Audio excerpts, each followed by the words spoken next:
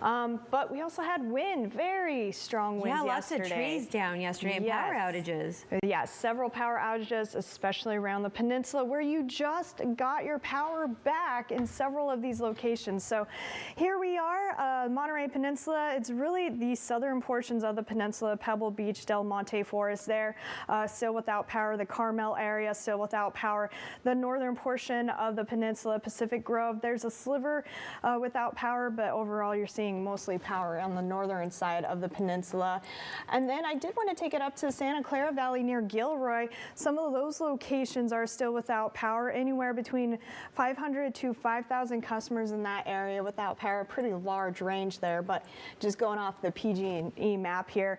And then we are still seeing some power outages in the Santa Cruz Mountains around Ben Lomond there on the Summit area, so still without power in these locations. And of course you saw that a little bit earlier, Highway 9, we saw a big tree come down on power lines, so it's no surprise that we do have some power outages up in the Santa Cruz Mountains yet again as well. Here's a quick look too, just to kind of give you an idea, some more power outage info. We do have about 10,000 people in Monterey County still without power. Look at this, Santa Clara County, again, this is not just Gilroy, but north of Gilroy as well. 84,000 people still without power and 2,500 people without power, or I should say people, I'm saying customers here without power. So again, winds were an issue. We saw gusts around 70 miles per hour along the coast, and because of that, several down trees and power lines. Now here's the bigger picture. That cold front, it is moving out of our area, and the actual atmospheric river has actually dipped down to the south of us as well. You can actually still see it right here streaming in. Now, thankfully, this is going to give us a break for the next couple of days, and that atmospheric moisture should stay to the south of us for the next few days as well. So some good news there. Now, we will have a little disturbance Friday into Saturday that could bring us a little bit of light rain to our area, but we're not talking about anything major. One thing we are watching, though, is on Monday, where we do have that atmospheric river, that moisture streaming back up into our area, and we do have a system that could tap into it, which means a heavier rain potential on Monday. But with that said, this is still pretty far out, and I mentioned that because this is what it was looking like for this coming Friday, and then the models changed on us. So now it looks like we're just going to see some isolated showers on Friday. But before we get there, let's talk about the nice weather, a little break from all the stormy weather.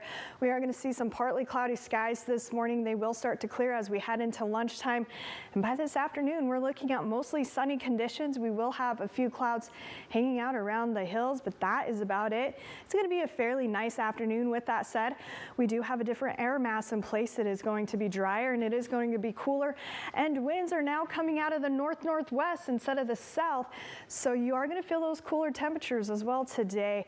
And again, like I said, drier air mass as well. It's not going to be as muggy as it has been most of the week. Really through the weekend we saw those muggy conditions as well.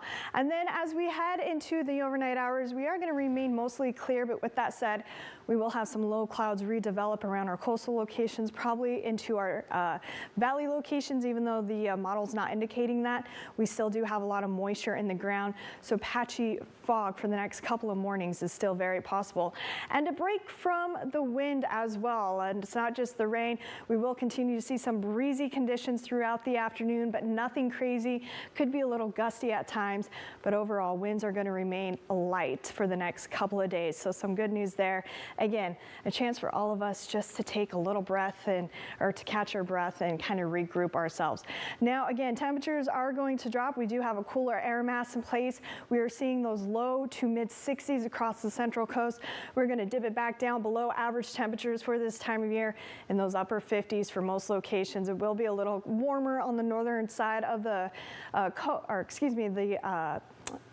bay. There we go. That's what I'm trying to say there. On the north side of the bay.